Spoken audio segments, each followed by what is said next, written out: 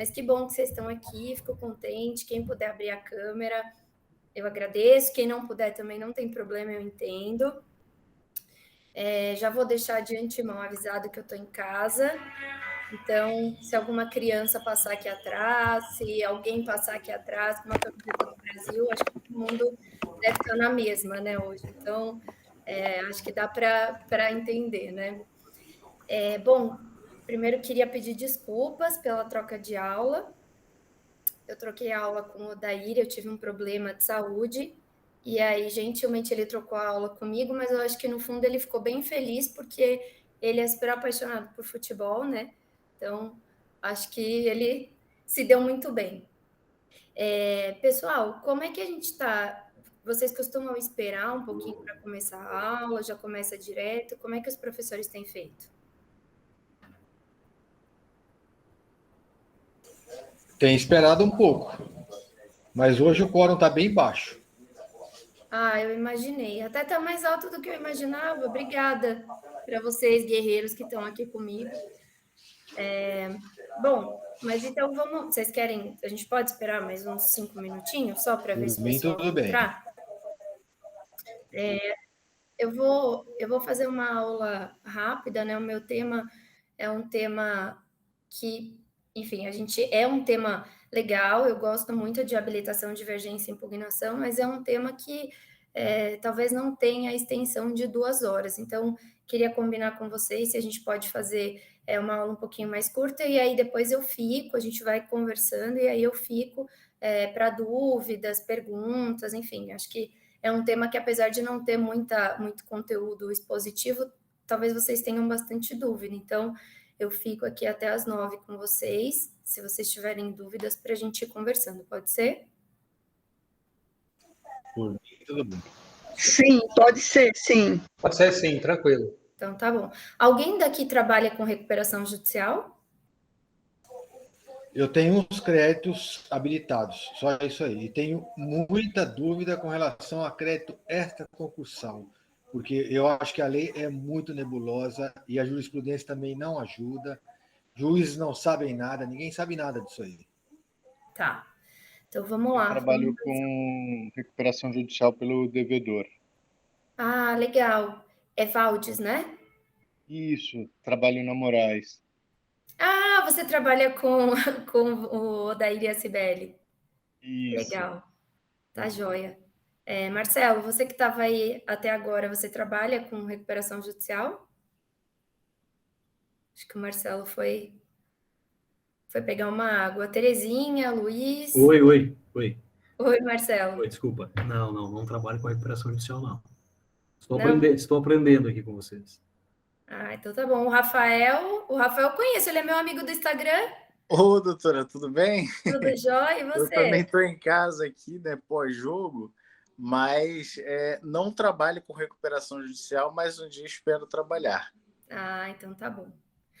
Bom, gente, então vamos lá, vamos começar. Eu vou compartilhar aqui. Eu fiz alguns slides, mas é um material que depois eu vou mandar para vocês. Mas, assim, como eu disse, o conteúdo da minha aula é pouco expositivo, tá? Eu vou tentar passar pelas questões que eu acho que são mais complexas também, o que gera mais dúvida, mas, independente disso, vocês podem me interromper à vontade, podem abrir o microfone. Eu sou péssima de ler o chat, então vocês podem abrir o microfone, podem me chamar, me cortar, não tem problema nenhum, tá bom? Deixa eu ver aqui se eu consigo compartilhar com vocês.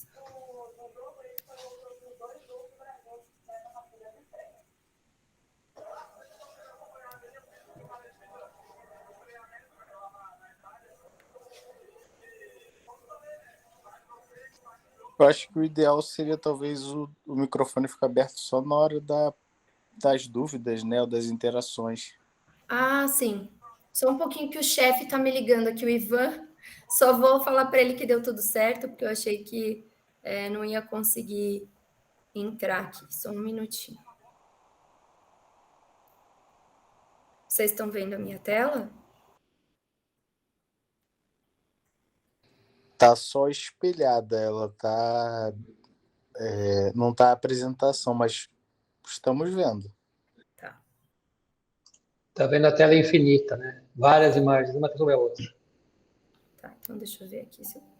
Agora vocês estão vendo? Agora sim. Perfeito. Sim? Bom, eu não estou vendo vocês, tá? Então, se vocês tiverem qualquer dúvida, se vocês quiserem fazer qualquer pergunta, por favor, podem abrir o microfone, porque eu não estou vendo vocês, tá bom? Se vocês quiserem fechar a câmera também, fiquem à vontade. Bom, então vamos lá, deixa eu me apresentar para vocês, né? Meu nome é Lívia Gavioli Machado, eu sou advogada, administradora judicial, sou sócia da Ativos Administração Judicial e Consultoria Empresarial.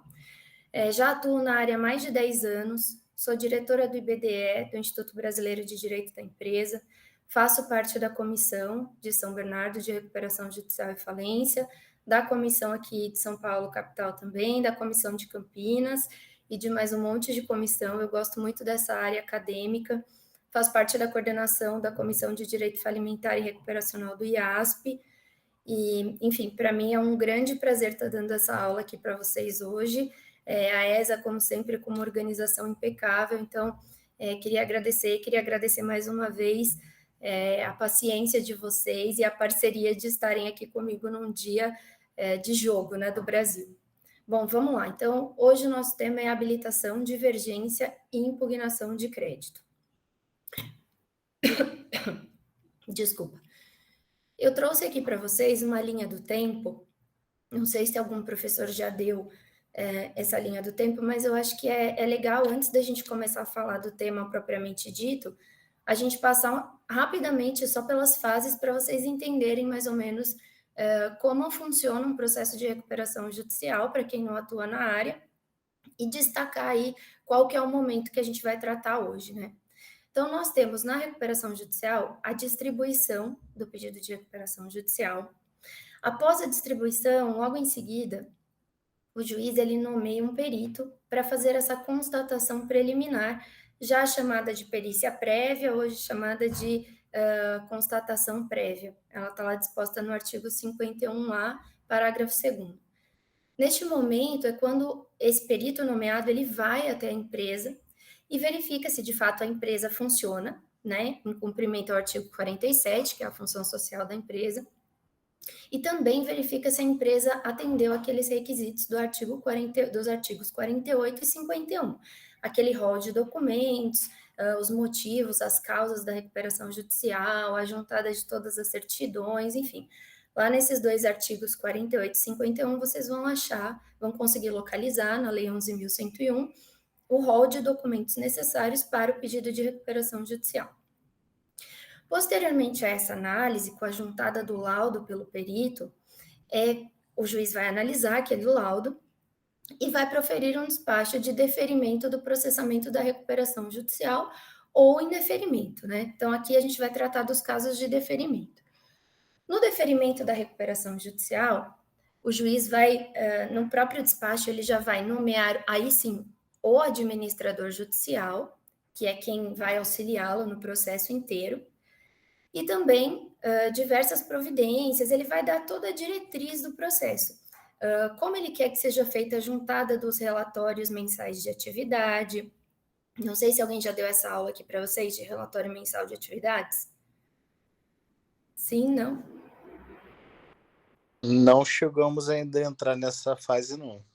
Tá, então eu vou passar rapidinho só para vocês entenderem o que é o relatório mensal de atividades e quais são as funções do AJ, como é que isso aqui vai acontecer, tá?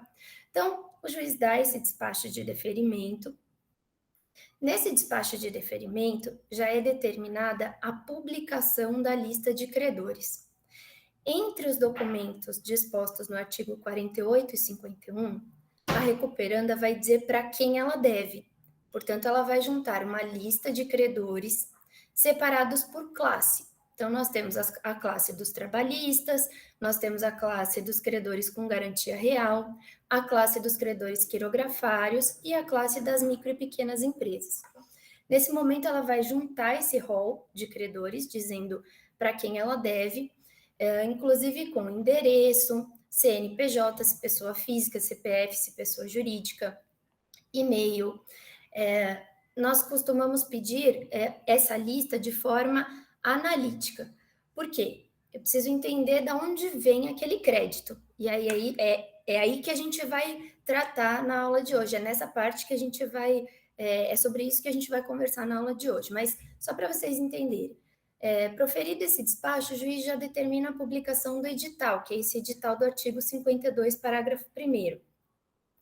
E é aí que começa a nossa aula em relação à habilitação, divergência e impugnação de crédito. Quando da publicação desse edital, o administrador judicial ele vai enviar as cartas para os credores, conforme informações contidas na lista da recuperanda. Então, ele vai comunicar aos credores que eles têm um valor a receber naquela recuperação judicial. Eles enviam a carta. Hoje, a nossa prática é também mandar por e-mail com aviso de recebimento e leitura, para que o credor... a nossa intenção como administrador judicial é que o credor, de fato, fique ciente imediatamente de que ele tem um crédito a receber, para que ele possa analisar se aquele crédito está correto, não está correto, e também para que o próprio credor verifique, e aí não pela carta, né, porque ele não vai estar arrolado pela recuperanda, mas com a publicação do edital ele verifica, olha, eu tenho um crédito a receber dessa empresa, mas o meu nome não consta. Recebida essa carta, publicado esse edital, geralmente o administrador judicial encaminha as cartas um pouquinho antes da publicação do edital, porque, enfim, a gente está falando de correio, demora, muitas vezes os créditos não estão na mesma comarca, e aí quando o credor recebe aquela carta, ele já vai receber com um aviso, inclusive, de que ele terá 15 dias para habilitar ou divergir do crédito. Tá? Eu vou falar disso com bastante calma, eu só queria passar com vocês essa primeira linha do tempo, porque eu acho que é legal para quem não atua na área e até para um advogado, quando ele vai explicar para o seu cliente, eu acho legal ele entender bem de quanto tempo para frente a gente ainda está falando, tá? Então, ele vai receber essa carta, o edital será publicado, a lista de credores e o edital será replicado no site do administrador judicial, bem como as principais peças do processo, e a partir daí começam a contar os 15 dias da data da publicação. Eu vou falar para vocês mais para frente da diferença da habilitação e divergência, tá? Essa primeira fase nós chamamos de fase administrativa, que é quando toda essa discussão em relação ao crédito será feita de forma administrativa, diretamente com o administrador judicial. Findos esses 15 dias, o administrador judicial, a partir do 16º dia, terá 45 dias para analisar todas as habilitações e divergências de crédito que ele recebe por e-mail, por correspondência, geralmente por e-mail, tá? Acho que hoje a gente não tem mais... pelo menos eu não tenho recebido por correspondência, até porque isso tem um custo para o credor. Geralmente isso é feito via e-mail. Então, ele vai ter 45 dias para analisar os documentos encaminhados, para verificar se aqueles documentos fazem sentido também com os documentos contábeis juntados pela empresa, e aí ele vai fazer a sua lista de credores, que é a lista disposta no artigo 7º, parágrafo 2º. Também será publicado um edital após esses 45 dias, com a entrega da lista, com uma nova intimação para que os credores se manifestem quanto àquela análise do administrador judicial. Então, portanto, o artigo 8º prevê que os credores terão 10 dias para apresentar as suas impugnações ao crédito listado pelo administrador judicial. Essas impugnações de crédito, aí a gente já vai entrar na fase judicial. Elas são feitas diretamente como incidente processual e não mais ao administrador judicial. Portanto, durante 10 dias, os credores poderão distribuir os seus incidentes, uma distribuição por dependência, para que o administrador judicial seja intimado, bem como a recuperanda, e o administrador apresenta o seu parecer também nos autos, e aí essa análise será feita pelo juízo, não mais só pelo administrador judicial.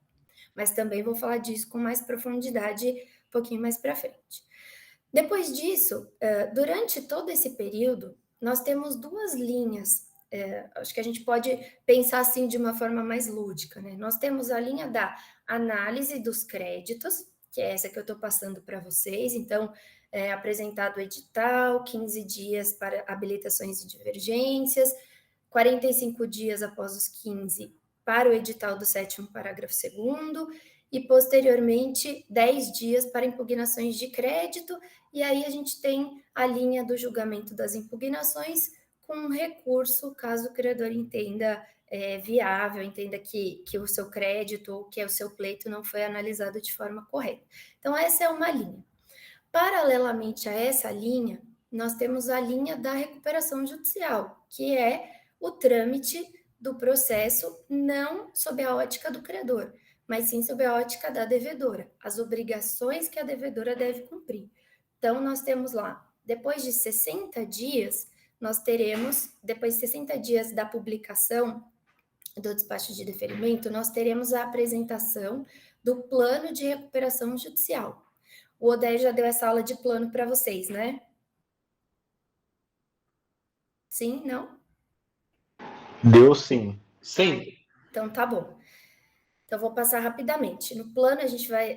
o plano é o ato mais importante para o credor, porque é lá que estão as condições de pagamento. Então, as impugnações e as impugnações e as habilitações, as divergências, esse rol de credores, ele é muito importante porque quando dá votação do plano, e aí o Odair deve ter passado isso de uma forma bem detalhada, os credores que não trabalhista votam pelo valor do crédito.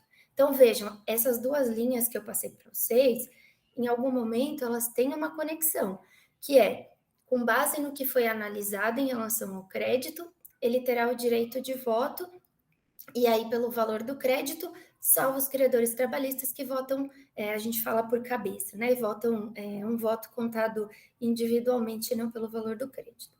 Apresentado o plano, os credores podem opor a objeção no prazo de 30 dias. Se houver objeção, Assembleia Geral de Credores.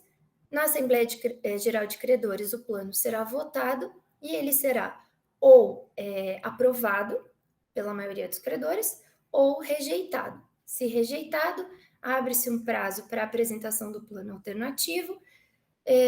Se ninguém quiser apresentar um plano alternativo, falência. Se aprovada, condições normais do plano. Tá certo? Alguém quer fazer alguma pergunta daqui? Não? Então tá bom. Então vou passar. Gente, se vocês quiserem, por favor, fiquem à vontade, tá? Aqui eu trouxe para vocês a linha da convolução da recuperação judicial em falência, que eu também acho muito importante. Eu tinha feito uma linha de falência, mas como a gente está tratando, acho que para ficar fluida a aula, acho que faz mais sentido, porque essa linha se aplica tanto à convolução de uma recuperação judicial convolada em falência. Então, vamos lá, rejeitado o plano, nenhum credor quis apresentar, a gente tem a convolução da recuperação judicial em falência. Abre-se o prazo para contestação, depois da contestação a sentença, se mantida a decretação da quebra, e aí a sentença do 99 vale tanto para a convolução quanto para o pedido de falência direto feito por algum credor, enfim, ou autofalência, né? Daí a gente tem um outro rol que eu acho que alguém já deve ter contado para vocês ou não. Se não, no final da aula, se alguém quiser saber com um pouco mais de detalhe, a gente pode conversar sobre outros temas também, com todo respeito aos dos meus colegas. Então, bom, decretada a falência, o administrador judicial arrecada os ativos e também vai apurar os crimes falimentares em 40 dias. O que importa aqui para nós? Edital do 99, parágrafo 1º, que é quando abre aquele mesmo prazo de habilitação e divergência do artigo 7º, parágrafo 1º, dos 15 dias. Então, vejam, esse edital do artigo 99 aqui, ele é muito semelhante ao edital do artigo 52, parágrafo 1º. Ele também abre esse mesmo prazo para verificar se os créditos ali arrolados, agora não mais pela recuperanda, mas pela falida, estão, se o nome do credor consta, ou mesmo se ele consta com valor errado, a classificação errada, mas a gente vai falar com calma sobre isso. A mesma coisa, né? Aqui a gente vai ter o edital também após os 45 dias, findados os 15, nós teremos o edital do artigo 7º, parágrafo 2º, que é a análise da administradora judicial na fase administrativa. Depois nós teremos o prazo para a impugnação, que está lá no artigo 8º, 10 dias, o quadro geral de credores, a conta de liquidação, pagamento dos credores, a prestação de contas do AJ e o encerramento da falência. Eu vou tirar um pouquinho aqui só para ver como é que vocês estão. Tá tudo bem? Vocês querem fazer alguma pergunta? Estou indo muito rápido? Posso seguir? Tranquilo. Pode. Então tá. Tranquilo. Então tá, jóia. Bom, vamos lá. Agora chegamos na dúvida. Eu imagino que nas dúvidas do meu amigo, acho que é Luiz, que ele vai ter um monte de perguntas sobre crédito extraconcursal. Eu espero responder a contento, mas eu confesso que os créditos extraconcursais também sempre geram muita dúvida e cada caso é um caso. Então, vamos lá.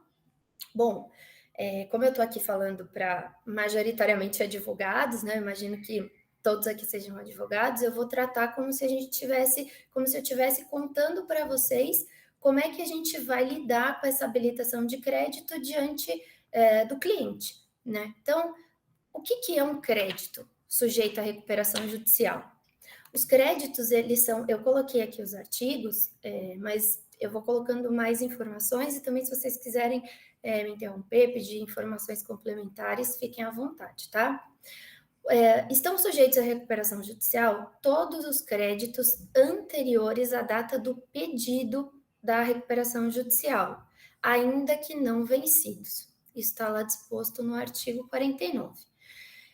Exceção dos créditos são os créditos fiscais e os demais créditos previstos no artigo 49, parágrafo 3º, dentre eles a alienação fiduciária, que é o mais comum, né? Então, quando um credor procura vocês e diz, olha, eu recebi essa carta aqui, o que é isso? Vocês vão entender que quando a gente está falando de crédito, a gente está falando de crédito sujeito, ou vocês também podem ouvir a expressão crédito concursal, que faz parte do concurso de credores. A gente está falando das obrigações vencidas e vincendas anteriores à data do pedido, tá? Então, e aí tem uma questão que eu acho que é importante colocar aqui para vocês.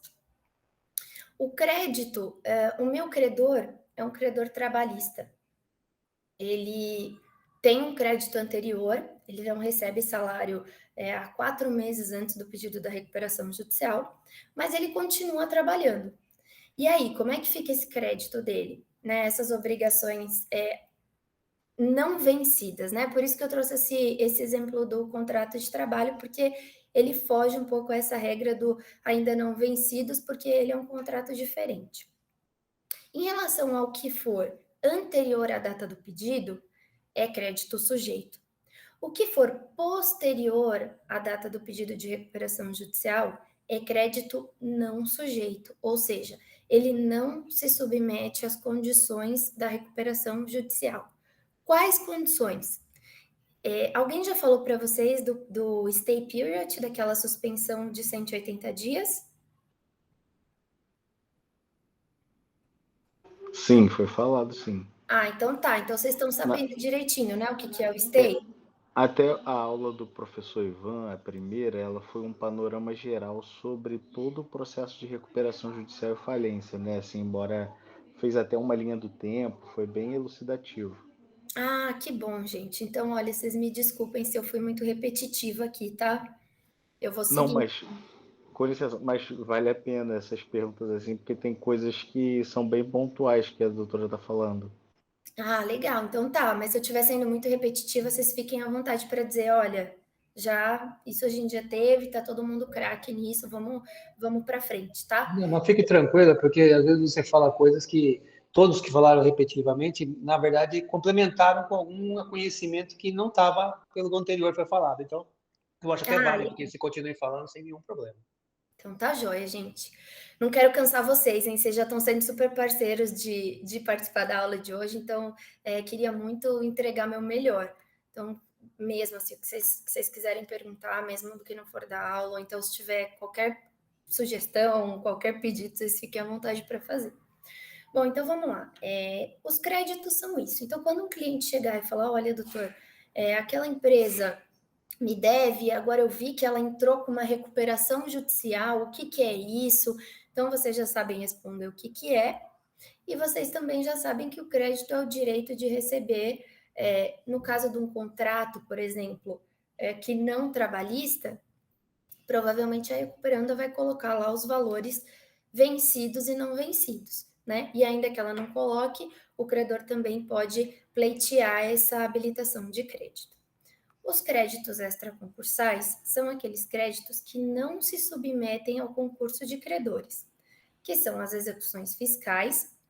E eu trouxe o exemplo das alienações fiduciárias porque eles são os mais comuns, né? Então, por exemplo, o banco, né? Que geralmente as alienações fiduciárias são feitas com os bancos,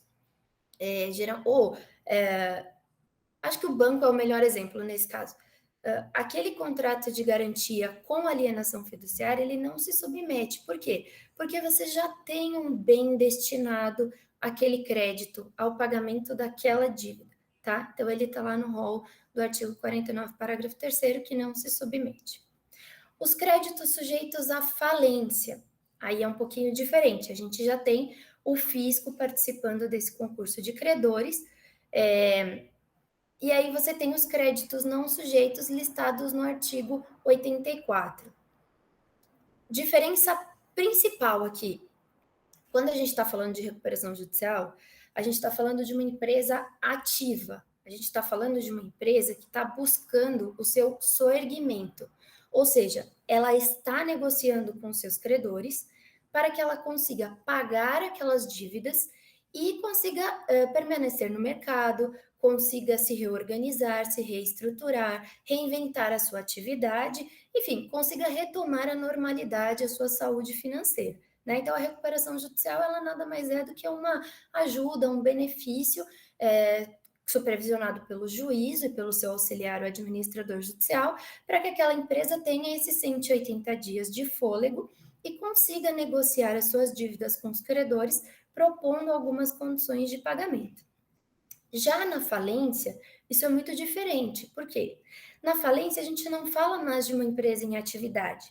A gente está falando de uma empresa que, muito pelo contrário, ao contrário da empresa em recuperação judicial, ela já não tem mais possibilidade nenhuma de soerguimento, e aí a falência dela é decretada, e o administrador judicial fica responsável pela arrecadação de todo o ativo daquela empresa e da apuração dos créditos, para que com esse ativo, né, com o produto da realização desse ativo, com o dinheiro arrecadado dessa alienação, ele possa ratear entre os credores, né? Então, essa é a principal diferença quando a gente fala de uma empresa em recuperação judicial e uma empresa em falência. Por que o fisco não entra aqui na recuperação judicial? Porque as obrigações fiscais... Bom, primeiro porque é uma previsão legal, né? Então, inclusive agora, na alteração da Lei 11.101, trazida pela Lei 14.112, muito se discutiu sobre o papel do fisco. Eu não vou entrar em detalhes agora, porque senão a gente vai ficar aqui a aula inteira falando disso, mas a gente pode falar no final se vocês quiserem. Mas assim, só para vocês entenderem, eu acho curioso a posição do fisco na falência. Eu sempre trago isso para a gente pensar um pouco no momento atual. Na recuperação judicial, o fisco não entra, enfim, pelo caráter social, né, do seu crédito, os créditos fiscais são revertidos em benefício, ou teriam que ser revertidos em benefício da própria sociedade, então ele não entra ali naquela negociação. Mas já na falência, não. Na falência, a gente só tem uma massa falida para pagamento de todo mundo, a não ser desses créditos não sujeitos, que eu já vou falar para vocês quem são, mas vocês vão ver que faz até sentido. Geralmente é quem carrega o piano, né? Está ali o administrador judicial, as despesas com a massa falida ali para tocar a falência, os créditos de restituição, que são os créditos de restituição, e agora os créditos do fisco também ganharam ali, um nicho de créditos do fisco ganhou ali também um lugarzinho especial, que são aqueles créditos chamados também de restituição, por exemplo, o desconto que é feito do funcionário, do empregado, e não repassado ao fisco, né? A lei entende que esse valor teria que ser repassado, então seria até um crime de apropriação indébita, então por isso ele deve receber antes dos demais. Mas depois, se vocês quiserem, a gente fala mais sobre isso. Mas enfim, queria que ficasse bem clara essa diferença. Como os credores, qual é a importância? E aí, antes de entrar propriamente no nosso tema, já que a gente tem bastante tempo aqui, eu queria dizer da importância dos credores. Quando algum credor procurá-los para representá-los no processo, entendam que os credores eles são de suma importância. Como? Na recuperação judicial, os credores são importantes basicamente para aprovação do plano, tá? Então, eles que aprovam o rejeito. Já na falência, os credores, eles têm uma importância essencial, e aí eu falo com experiência de administradora judicial, eu trabalhei em grandes casos de falência aqui em São Paulo. O que acontece? O credor, ele manteve uma relação com aquela empresa em momento anterior à falência. Então, quando eu chego como administradora judicial, eu chego com aquilo que eu consegui arrecadar.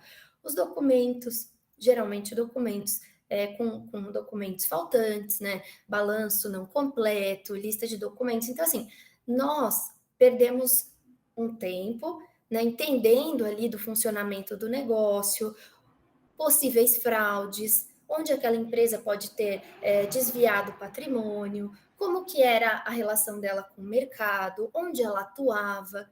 Então, os credores que já mantinham uma relação com a empresa, a participação dos credores, ela é essencial, né? Então, vejam, a gente tem momentos diferentes. Em um momento na recuperação judicial, o credor é quem salva ou não a empresa, no sentido de aprovar ou rejeitar o plano. E aqui na falência, não. O credor ele vai também participar ativamente, que é o que a gente espera, tá? Apesar disso não ser muito recorrente, nós temos poucos credores que participam de forma muito ativa numa falência, mas eu queria ressaltar aqui para vocês que são advogados a importância desse olhar do advogado e o incentivo ao seu cliente da participação ativa como um auxiliar, como uma pessoa que participou da vida ativa da empresa. Vou só retomar uma coisinha com vocês, que eu falei, queria falar uma coisa interessante, acabei passando. Na falência, o fisco, ele integra o rol de credores, né? A gente tem ali os credores trabalhistas, e aí logo em seguida a gente tem os credores com garantia real, e depois o fisco, com exceção daqueles créditos que eu falei para vocês que são extraconcursais. E aí, queria fazer um parênteses aqui de reflexão, até por esse momento que a gente está vivendo aqui de criptoativos e como é que, né, economia, como é que isso vai afetar a economia. Lá atrás, quando houve a reforma da lei, do Decreto-Lei 7661 para a Lei 11.101 de 2005, um dos pleitos dos bancos, e aí é muito justificável à época, sob a perspectiva macroeconômica, era de que o fisco, geralmente, ele tem um valor muito alto a receber. Então, nas falências menores, ou mesmo nas falências muito grandes, em que a empresa deve muito ao fisco e aos seus trabalhadores, os credores quirografários recebem pouco, ou muitas vezes nem chegam a receber. Por quê? A ordem de pagamento, ela deve ser feita, uma classe só pode receber, né? Os trabalhistas recebem, quando eles recebem integralmente, a garantia real recebe, quando recebe integralmente, o fisco recebe, e assim sucessivamente.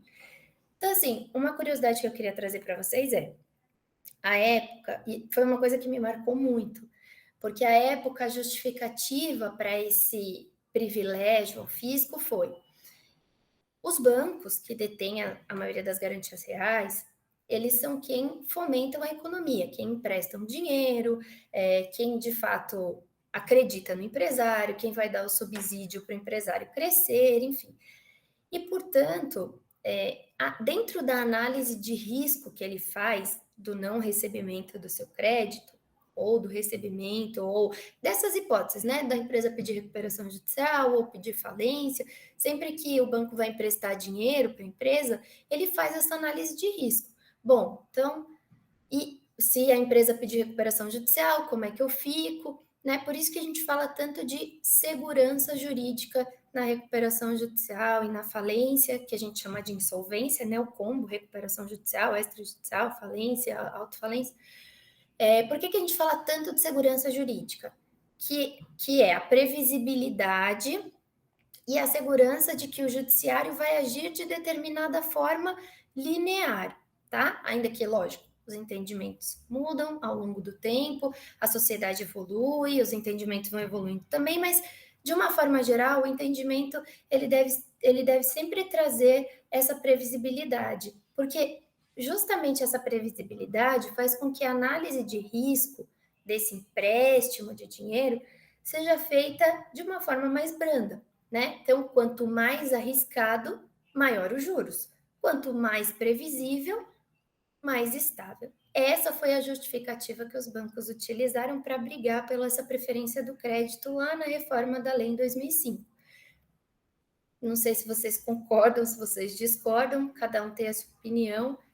A minha opinião é de que isso não faria a menor diferença, sinceramente, porque nós não tivemos uma diminuição dos juros com esse privilégio aí da classificação do crédito, então eu entendo que, na verdade, isso não mudou nada, eles ganharam um privilégio, e aí eu quis fazer esse paralelo hoje com o mercado, porque acho que logo a gente vai começar a ver aí falências de exchanges com criptoativos e tudo mais, então eu sugiro a vocês, depois até posso passar umas dicas de material aqui, que vocês já comecem a olhar para os seus credores, né, pensando, será que meu credor investe em cripto? Porque uma hora talvez chegue aí uma recuperação judicial ou uma falência para vocês.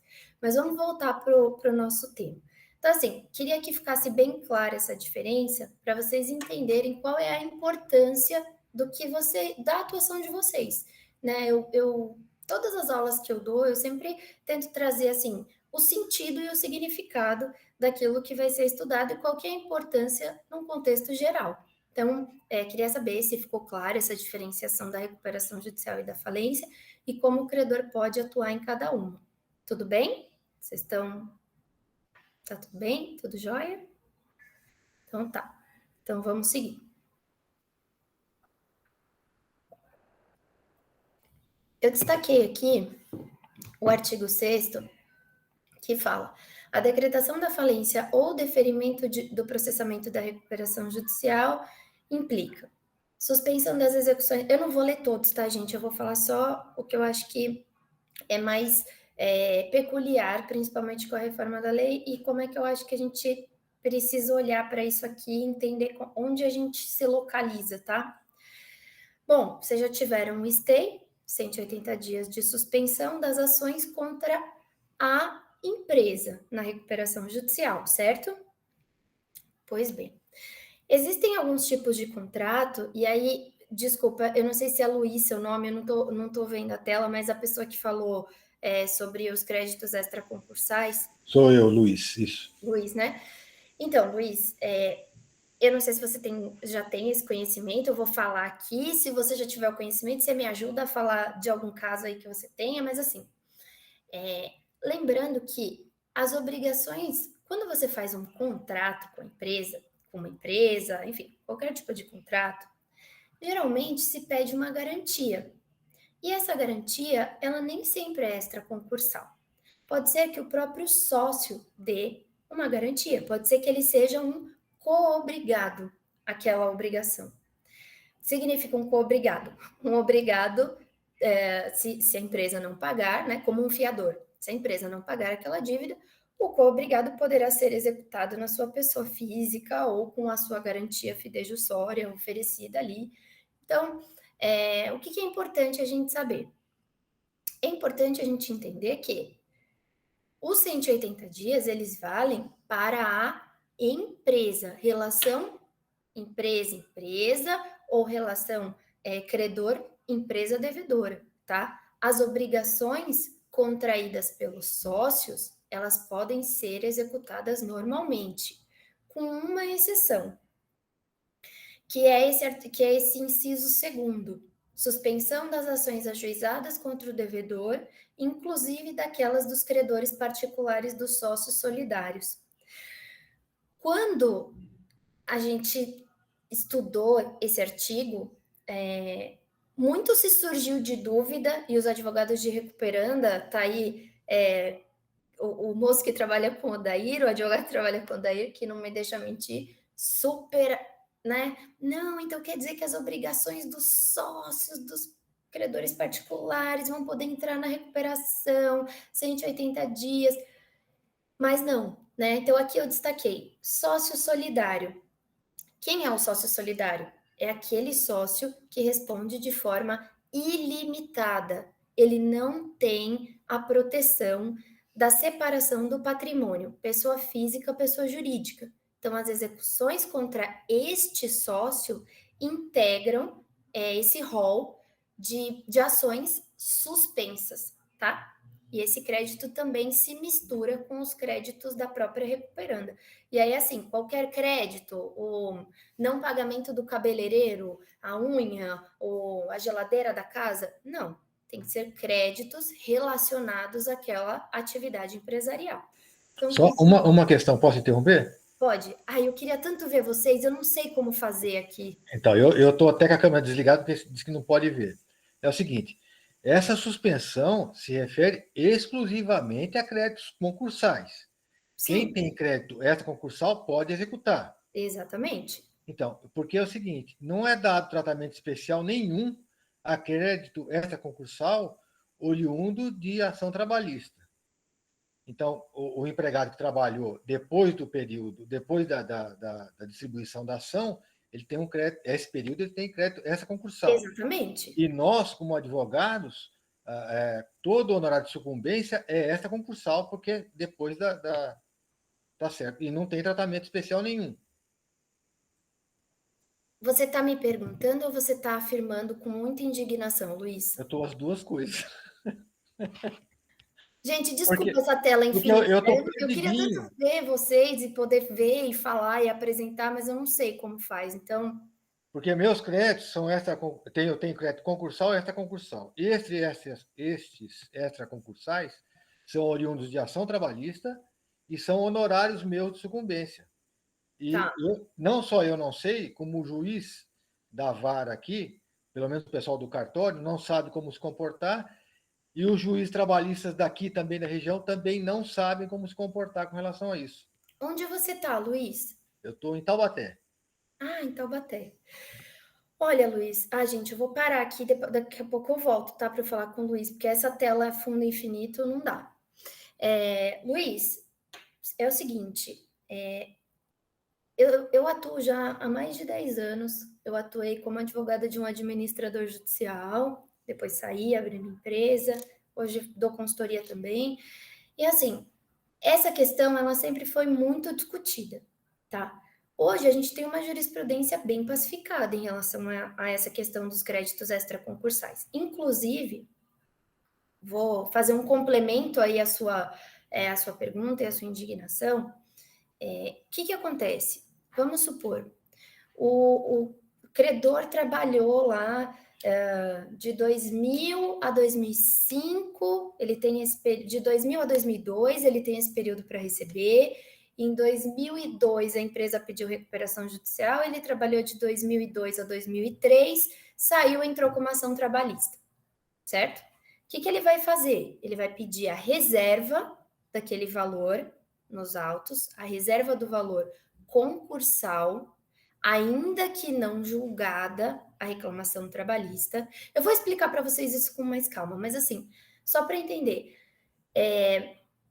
É muito importante que quando dá habilitação do crédito, Luiz e pessoal, o advogado se preocupe em fazer toda essa diferenciação mesmo. Ele tem que trazer elementos para o administrador judicial, ele precisa ser o mais claro, objetivo, trazer não só elementos, mas documentos para que aquele administrador judicial, ou mesmo na fase da impugnação, para que o juiz possa julgar aquele pedido com base em documentos concretos. Então, assim, quanto mais claro vocês forem, quanto mais fatos vocês trouxerem, quanto mais documentos para subsidiar os fatos vocês trouxerem, mais fácil de alcançar o pleito nos autos, né? Luiz, a gente tem bastante jurisprudência sobre isso hoje. Depois, se você quiser, me adiciona lá no Instagram, me manda um oi no direct, eu mando para você algumas jurisprudências que eu uso aqui.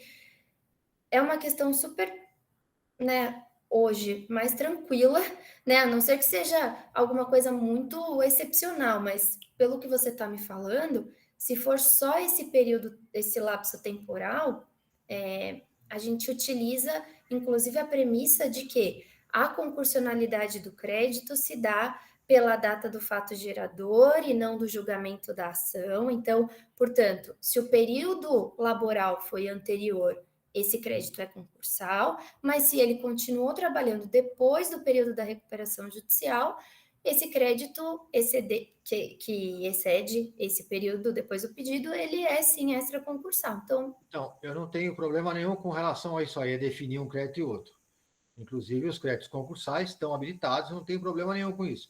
Meu problema é em receber e como receber os extraconcursais.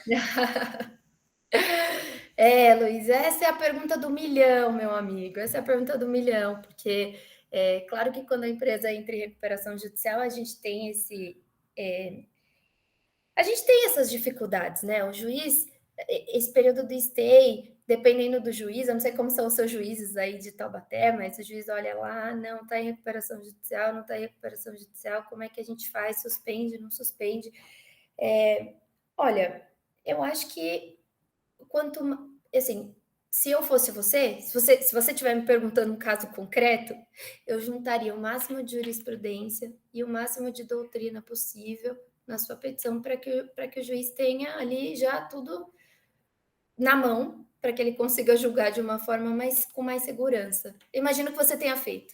Não, pois é. Eu estou aqui esperando sentença de impugnação de crédito.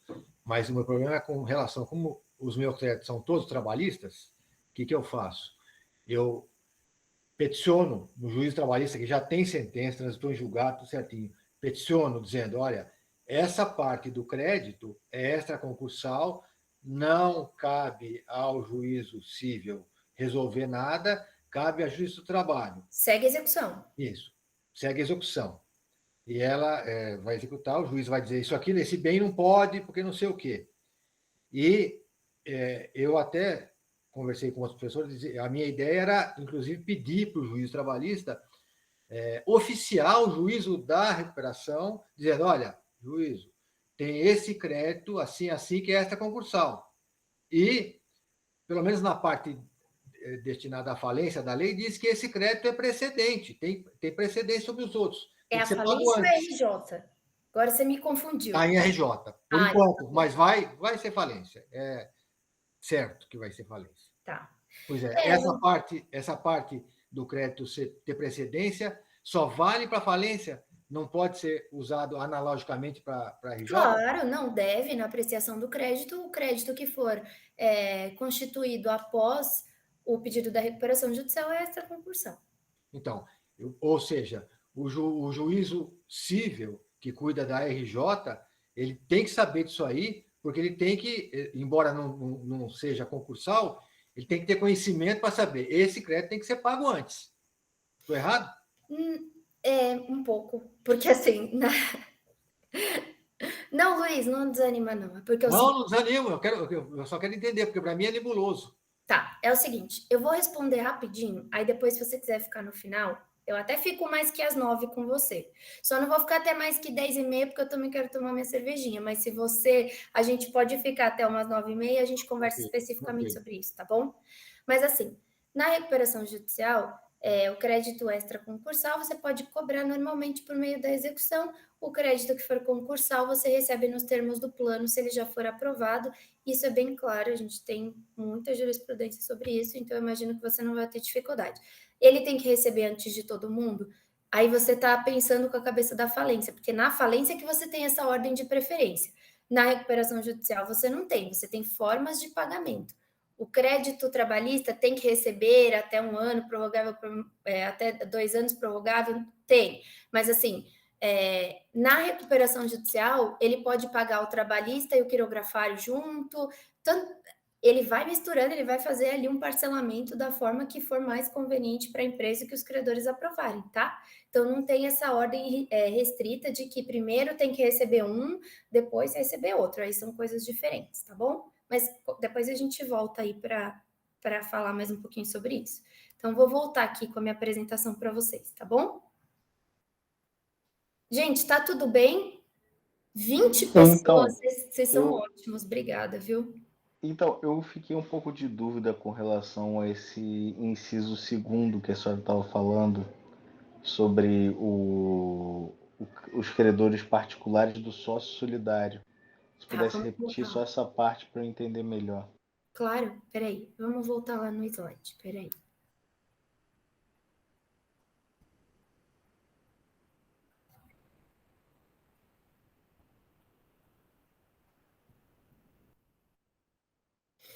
Vamos lá.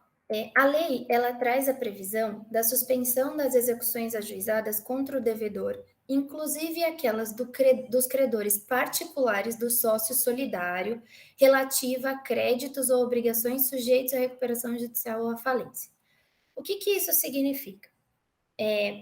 Alguns tipos societários, eles misturam os bens particulares dos sócios com os bens da empresa, né? Então, você tem, até dentro das sociedades, você tem aquela figura do sócio que responde ilimitadamente com o seu patrimônio também. Então, o que acontece? Eu vou te dar um exemplo prático, tá bom? Eu, Lívia, tenho uma empresa, e eu respondo solidariamente pelas dívidas da minha empresa, da Ativos, tá bom? Eu fui lá e comprei um computador no meu nome para uso na Ativos. Eu comprei o computador, eu comprei a cadeira, eu comprei a mesa, e aí eu pedi recuperação judicial. Só que todas essas dívidas foram contraídas no meu nome. Mas eu respondo ilimitadamente junto com a empresa. O que eu faço? Eu, Lívia, sócia da empresa, posso incluir esses créditos dentro da recuperação judicial, ainda que esses créditos estejam no meu nome, comprovado que eu respondo ilimitadamente e que também esses créditos são decorrentes enfim, o computador eu vou usar para minha atividade, a cadeira eu vou usar para minha atividade, que eles têm correlação com a atividade empresarial. Então, esses créditos lá das Casas Bahia que eu comprei e não paguei, eles podem também ser incluídos no rol de credores, e aí eles se submetem aos efeitos da recuperação judicial, com a suspensão das Casas Bahia contra a Lívia, que comprou um computador e não pagou, mas ela comprou e usa esse computador na Ativos, ela é sócia, a responsabilidade dela é ilimitada, portanto o patrimônio se confunde, e aí esse crédito vai ser arrolado com os demais e ela vai ter esse benefício da suspensão de 180 dias, ficou claro? Entendi, agora eu entendi. Com o exemplo ficou mais claro. Ah, então tá joia. Gente, Obrigado. e aí? Posso seguir? Pode sim. Posso? Tá bom. Então vamos lá. Parágrafo 1º. Olha, eu recebi a carta, eu sou credor, né? Fui lá procurar o Luiz. Falei assim, Luiz, eu sou credor aqui, eu recebi essa carta aqui, o Luiz é meu advogado. Luiz, o que eu faço? Eu tenho aqui uma ação trabalhista, ela está em trâmite ainda, não tem sentença, não tem julgamento, eu pedi 100 mil, o que eu faço aqui? eu olhei aqui na lista, meu nome não consta, o que eu faço? Ou meu nome consta só com 50, mas eu estou brigando aqui por 100, o que eu faço? Eu posso fazer o pedido de reserva daquele valor, mas eu vou pular que a gente vai falar disso aqui no próximo. O pedido de reserva. O pedido de reserva é quando você faz da mesma forma que a habilitação, a divergência e a impugnação, você faz um pedido informando na fase administrativa, vocês lembram? Tanto na impugnação quanto na divergência, vocês vão falar, olha, eu tenho esse valor aqui que está sendo discutido nesse processo. Então, por gentileza, eu gostaria que, tanto na falência quanto na recuperação, que fosse considerado como um pedido de reserva de crédito. Portanto, já tô me habilitando aqui. Por quanto? Ainda não sei. Vou me habilitar pelo valor que eu estou pedindo. Se vai ser julgado procedente o meu pedido lá na reclamação trabalhista ou, enfim, numa obrigação de fazer, em qualquer outro procedimento de reconhecimento de crédito, eu vou pedir e aí eu vou ter aquele valor reservado e quando aquele crédito for constituído, portanto, com uma sentença que o torna líquido, eu vou informar a recuperanda, o administrador judicial que pode estar acompanhando essas demandas também, eu vou dizer, olha, foi julgado, eu tenho direito a tanto, substituo essa reserva por X, que é o que eu tenho direito a receber, tá bom? Posso pular? Tudo bem? Tudo bem. Então, joia. Tranquilo. Bom, chegamos, gente. 1 hora depois, chegamos. Mas assim, tudo que eu falei para vocês até agora, eu gosto muito dessa aula de trás para frente, porque assim, quando chega aqui, vocês já vão saber um monte de coisa e aí vocês já vão conseguir, aí com as dúvidas de vocês, com as experiências de vocês, fazerem as perguntas, tá? Qual é a diferença da habilitação de crédito e da divergência? Eu falei sobre isso, mas eu vou falar agora com um pouquinho mais de calma.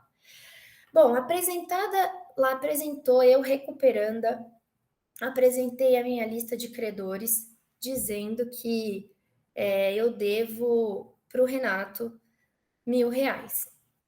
O Renato vai receber a cartinha da administradora judicial, vai olhar e vai falar assim, olha, deve R$1.000? Nada, ele me deve R$100.000. Então, eu vou, dentro daquele meu prazo dos 15 dias, publicado o edital, fazer um requerimento, na verdade, que eu trouxe até aqui um modelo que está lá no meu site, depois eu passo para vocês o meu site para vocês, se vocês quiserem olhar lá, que aqui ficou pequenininho, mas vou fazer lá um requerimento falando, desculpa, eu estou falando da divergência, vamos voltar um pouquinho, desculpe. Eu olhei lá, eu sei que a empresa me deve um valor, a empresa apresentou o rol de credores e não me colocou no rol de credores. Ela me esqueceu, não me colocou por algum outro motivo, mas eu tenho direito. Eu tenho lá as minhas notas fiscais, eu tenho o documento que comprova que eu prestei o serviço, eu tenho o documento que comprova que eu entreguei o produto. Então, o que eu vou fazer? E-mail da administradora judicial, que já sai no edital, dizendo fulano de tal, qualificação, na data tal, foi constituída a obrigação de, junto à empresa recuperanda. Aí vocês vão descrever o que aconteceu. Ah, olha, eu fiz um contrato, ela me pagou uma parcela e não pagou as outras parcelas. Juntar todos os documentos. Tá aqui os documentos, por favor, inclua o meu crédito na classe de credores X. Se for uma relação trabalhista, na classe dos trabalhistas. Se for uma relação quirografária, um contrato de prestação de serviço, ou um contrato de obrigação de fazer, ou de entrega de produto, nos quirografários. Eu sou uma micro e pequena empresa. Então, de acordo com a natureza do seu crédito, você vai localizar ele ali, ele está facinho de localizar lá no artigo 83, você vai dizer para o administrador judicial, por favor, inclua o meu crédito. A empresa me deve e eu não estou listado. Na divergência de crédito, isso vale tanto para a recuperação judicial quanto para a falência, tá? Então, isso vale tanto para a recuperação judicial quanto para a falência. Então, tanto uma quanto a outra essa parte toda é igualzinha, tá? Então, não vou ficar falando recuperação judicial e falência, mas aqui é tudo igual. Divergência de crédito. Aí é o que eu estava falando no começo. Eu fui listado por 1.000, recebi a cartinha, olhei lá no edital, meu advogado já estava acompanhando, vi lá que eu estou listado por 1.000. Eu vou fazer a mesma coisa, vou dizer, olha, a minha relação, a obrigação se deve por conta do contrato X, conforme anexo, datado D, teriam que ter sido pagas X parcelas, foram pagas só X, tá aqui todos os comprovantes, eu entreguei a geladeira e ele não me pagou, tá aqui a nota fiscal com recibo, enfim, todos os documentos que subsidiem aquele pedido de alteração do valor ou da classificação do crédito, ou mesmo o pedido de exclusão. Não, olha, essa recuperanda me listou aqui, ou essa falida listou aqui meu nome, mas eu já recebi. Eu vou informar que eu já recebi, tá? Então, ficou bem clara a diferença da habilitação e da divergência? Sim? Não? Sim, ficou. Tá. Então, ok. Essa é a fase administrativa, tá? Essa fase administrativa, sempre por e-mail para a administração, para administrador ou para administrador judicial, tá? Não adianta protocolar nos autos do processo, isso tumultua o feito, isso faz com que o processo fique com milhões de páginas, isso não é bom nem para você, advogado, que vai acompanhar o processo. O que você pode fazer? Mande com aviso de recebimento e leitura, se certifique que o administrador judicial recebeu o seu e-mail, ligue, se achar por bem, mande a correspondência com aviso de recebimento, se você achar que não está suficiente, mas não protocole nos autos, porque à medida que você 2 vezes faz o mesmo ato, atrasa não só o processo, mas a análise de créditos, corre o risco do juiz te dar um despacho que você não vai gostar de receber, dizendo, olha, leia o artigo 7º, parágrafo 1º. Então, assim, essa fase administrativa é com a administradora judicial. Juntem o maior número de documentos, o maior número de informações, se certifiquem que, de fato, o que o seu cliente está te falando, veio contando aquela história de que ele me deve R$1 milhão, mas eu perdi a nota. Sempre procurem, busquem certificar que aquilo que seu cliente está contando para vocês, ele está pautado numa documentação possível de ser analisada pelo administrador judicial, tá bom? Essa é a fase da habilitação de crédito e da divergência, fase administrativa. Tá bom, Lívia, aí acabou a fase administrativa, o administrador judicial vai juntar a lista dele. Mas como é que eu vou saber como o administrador judicial analisou o meu crédito? Porque antigamente não era feito assim, tá? Antigamente os documentos ficavam à disposição do credor no escritório do administrador judicial, o que era um caos, né? Mas hoje, a maioria dos juízes, e até já é uma prática bem antiga, o administrador judicial, ele junta os pareceres contábeis, ou seja, todo mundo que mandou um e-mail, todo mundo que mandou uma correspondência terá o seu parecer contábil na relação que o administrador vai juntar. Ele vai juntar um edital, nome, valor pleiteado, valor reconhecido, valor apurado, mas ele também vai juntar uma petição dizendo, olha, esse credor que me disse que em vez de 1.000 aqui na sua divergência, a empresa deve 100, ele juntou documentos comprovando apenas 50. Esses foram os documentos que ele juntou, portanto, o contador fez este parecer contábil, atualizando o valor até a data do pedido da recuperação judicial. Portanto, essa é a conclusão e a manifestação que subsidia a relação do administrador judicial. Ficou claro? Tem juízes que pedem para que o administrador judicial junte nos autos principais. Tem juízes que entendem, e na minha opinião, eu acho que fica muito mais organizado, que seja aberto um incidente processual, pode ser tanto um incidente de relatórios mensais de atividade, quanto um próprio incidente, se for uma falência, uma recuperação muito grande, para discussão dos créditos, tá? Discussão dos créditos, quando eu digo, não é nem habilitação, nem divergência, impugnação, tá? É no caso, por exemplo, de uma cessão de crédito, cedi meu crédito, eu preciso informar,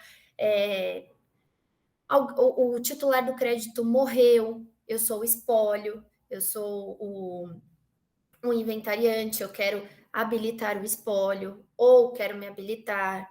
Então, geralmente, nessas falências muito grandes, nas habilitações muito grandes, a gente tem um incidente específico para isso, e também, nas menores, hábito que o administrador judicial junte toda essa explicação e esses pareceres contábeis nesse incidente dos relatórios mensais de atividades, tá? Claro? Tudo bem? Tudo certo? Vou seguir, tá? Fase judicial. Bom, então, eu mandei lá a minha impugnação de crédito, eu mandei lá a minha habilitação para o administrador, eu não constava, mandei minha habilitação, o administrador judicial olhou lá e entende que os documentos que eu mandei não são suficientes, então eu não constei dessa lista que ele apresentou, ou então ele olhou lá e eu pedi 1.000, ele olhou e apurou, de acordo com o entendimento dele, do contador, que não é 1.000, é 100, e a recuperanda não me habilitou, então não tem nem o que eu pedi, nem como estava, tem 100. Na divergência, eu pedi para alterar aqui o meu crédito, na habilitação, quando não tem o crédito. Na divergência, eu pedi para alterar meu crédito, ele não alterou, ou alterou pouco, ou enfim.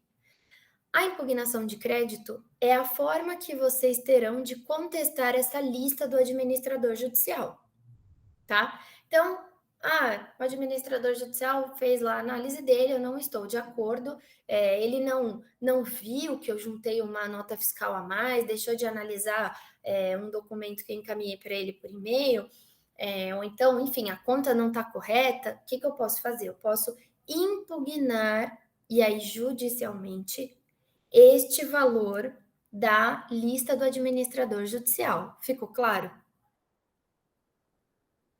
Sim? Não? Ficou, né? Então, a impugnação de crédito, ela vai ser feita de acordo com o artigo 8º da lei, no prazo de 10 dias, contados da publicação da lista do 7º parágrafo 2º, que é a lista do administrador judicial, tá? Bom, mesmo foi feita essa impugnação de crédito, o meu crédito está lá sendo discutido, o juiz sentenciou o meu crédito e mesmo assim eu ainda não concordo. Qual que é o recurso cabível? Agravo de instrumento. Tá bom? Ficou claro? Só uma coisa, essa impugnação é um incidente processual e é isenta de custas, correto? Sim, ela é isenta. Muito bem. Eu vou chegar lá, deixa eu ver se está aqui no próximo. Vou chegar lá na retardatária, mas vamos lá. Será que eu pulei aqui a retardatária? Como habilitar? Aqui.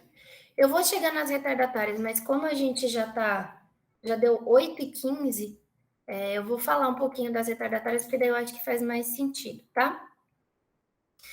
As habilitações de crédito e as impugnações retardatárias, elas estão sujeitas ao pagamento de custas, tá?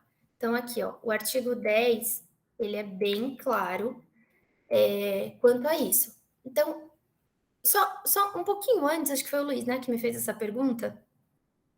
Foi. Não Luiz, foi uma observação. só um pouquinho antes da sua observação, deixa eu colocar uma coisa aqui para vocês. Existem autores, existe, por exemplo, o Manuel Justino, que diz: o credor só pode impugnar o crédito se ele divergiu ou se ele habilitou, tá? Por quê? Porque ele vai ter uma segunda chance de rediscutir, tá? Se ele não habilitou, se ele não divergiu, porque veja, a divergência e a impugnação, elas são muito semelhantes, você vai contestar um valor que já está listado, né? Em que pese a impugnação também possa servir para dizer que o valor não foi considerado, tá? Mas vejam, são fases, apesar de uma fase ser administrativa e a outra judicial, elas são semelhantes, né? Elas têm a mesma finalidade, que é discutir o crédito ou a não inclusão do crédito. Então, que acontece? O Manuel Justino entende isso. Eu entendo que é uma exceção, tá? Porque os outros doutrinadores e a jurisprudência também, a lei também não traz nenhum óbice à impugnação de crédito caso você não tenha habilitado ou divergido antes, tá bom? Então, não habilitei o meu crédito, não divergi do crédito na fase administrativa. Eu posso apresentar a divergência, eu posso apresentar uma divergência ou uma habilitação de crédito retardatária? Sim. Mas eu também tenho o prazo da impugnação para ir lá e falar, olha, meu crédito continuando, meu crédito não constou. Então, assim, a impugnação retardatária, ela é uma alteração da lei, tá? E essa sujeição às custas, tá? Da impugnação retardatária, tá? A gente tem a habilitação, a gente já tinha a figura da habilitação retardatária, e a habilitação retardatária, ela serve, depois desse prazo de 15 dias, ela vai servir tanto para habilitar um crédito, ou mesmo para divergir do crédito, e a impugnação vai servir para divergir daqueles créditos arrolados pela administradora judicial. Então, você tem essas duas chances aí de discordar do seu crédito, ficou claro? Então, a habilitação... Não, pode falar primeiro, pode falar Pode primeiro. falar. Então, essa habilitação retardatária é sujeita a custas. Mesmo se esse crédito só ficou líquido depois do prazo? Você vai pedir a reserva, Luiz. Se eu não... O inciso primeiro, ele diz que os titulares... não, esse é do direito ao voto. Não, sim, na retardatária sim, porque se você não teve a cautela, olha, Luiz, eu estou falando aqui o meu entendimento. Você pode discutir isso no tribunal, porque isso não é pacificado, tá? Isso vai depender de juiz para juiz. Eu estou falando aqui do que eu vejo a maioria dos juízes, o entendimento da maioria dos juízes. O que é correto, tá? Que é previsto na lei. Você tem um crédito sendo discutido? Sim. Esse crédito é ilíquido? Eu vou pedir a reserva do crédito, tá? Ponto. Eu vou pedir a reserva, vou informar que eu tenho aquele crédito no prazo, e aí, se você, depois de julgado, depois de líquido, você vai informar nos autos e vai transformar o seu crédito do valor ilíquido, ali pleiteado como reserva, para um valor reconhecido numa sentença, tá? Se você não fizer isso, eu entendo que você já tinha conhecimento, né, daquela ação ou daquele direito, e você simplesmente não habilitou, você não prestou atenção no prazo legal. Então, eu entendo que não é viável você agir de formas diferentes na mesma classe, né? Eu acho que a gente tem que dar esse tratamento correto a quem habilitou no prazo certo. Você pode pedir a justiça gratuita, tá? Aí, em relação a isso, você tem essa opção também. Você pode pedir a justiça gratuita. Mas o ideal é que você peça a reserva do valor, tá? Ficou claro? Então, só para ficar claro, doutora, o caminho... Peraí, deixa eu ver quem está falando comigo, agora gente. É o Rafael. Oi, Rafael. Então, o caminho... eu acho que ficou de lado aqui, calma aí. Então, o caminho... eu não sei por que ficou de lado.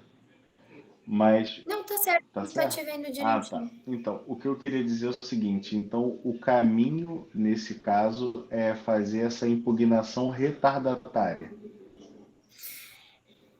Bom, vamos lá. Você teve a primeira lista, você olhou, você sabe que a empresa deve ao seu cliente sabe, já te procurou, olha, a empresa deve. Tá bom, eu vou entrar com uma ação trabalhista, eu vou ajuizar uma reclamação trabalhista, ou estou discutindo isso aqui numa ação de conhecimento. Então, qual é o correto? Primeiro, prazo de habilitação e divergência. Peça a reserva do seu crédito. Não pedir, quando do prazo de impugnação, informe e peça a reserva do seu crédito, tá? O mais importante é isso. Sabe por quê? É um pouco óbvio, tá? Principalmente quando a gente fala de uma recuperação judicial. Numa recuperação judicial, você tem ali uma votação de plano com base no valor da totalidade de credor. Então, por exemplo, a empresa ela vai se organizar para pagar no concursal aquilo que está ali arrolado, tá? E os credores, eles vão ter a sua percepção sobre o quanto aquela empresa está faturando, né, de acordo com o relatório do administrador judicial, e quanto que ela deve para os concursais e também para os extraconcursais, de acordo com o que está ali nos autos. Se eu tenho uma ação de R$1 milhão e não peço a reserva, você concorda que desvirtua todo o entendimento daqueles credores, daqueles outros credores em relação ao poder de pagamento da recuperanda?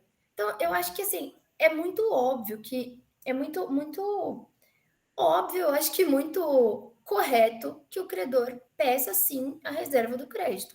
Se ele não pedir, ele pode fazer isso, pode fazer essa habilitação ou essa impugnação retardatária, e aí ele vai ter que pagar as custas, a não ser que ele tenha o benefício da justiça gratuita, tá bom? E esse benefício da justiça gratuita seria se for seria no caso com relação a esse novo requerimento, né? Seria assim, quando ele vai entrar nos autos, ele não se habilitou, ele não Entendi. impugnou, ele vai entrar lá a primeira vez, a lei fala, ó, se você perdeu o seu prazo, você vai ter que pagar custas. E aí ele faz um pedido da justiça gratuita e o juiz vai apreciar se a impugnação, se a habilitação dele vai ser recebida com justiça gratuita ou não, tá? Não, entendi. É porque tem um caso no escritório, por coincidência, que é essa mesma situação que o Dr. Luiz Fernando falou, de que não era líquido no momento em que, vamos dizer assim, teve essa questão da recuperação judicial, posteriormente, que já tinha sido consolidada a lista dos credores, consolidada no sentido não técnico, mas que já tinha sido organizada a questão da lista dos credores, enfim. E aí depois se tornou líquido e aí não teria, vamos dizer assim, como executar, porque seria um crédito Sujeito. que estava sujeito à recuperação judicial, mas ao mesmo tempo não tinha entrado na lista dos credores. Mas ficou bem claro essa questão que a doutora falou. É uma dúvida mesmo. Então, Rafael, assim, o ideal é que sempre vocês, advogados de credores, informem que existe uma demanda, que existe um pedido, e peçam a reserva daquele valor, ou que o credor seja considerado como reserva por aquele valor. Tá? Esse processo específico, já terminando a minha fala, ele até para a doutora dar continuidade, mas foi uma situação que aconteceu, na verdade, até com a recuperação judicial da Oi, que engoliu o Rio de Janeiro, assim, a grande parte dos advogados, e que foi uma novidade, vamos dizer assim. E que, de Sim. certa forma, até o tema foi bem mais exposto, né, dadas as dimensões e a quantidade de credores que existiam.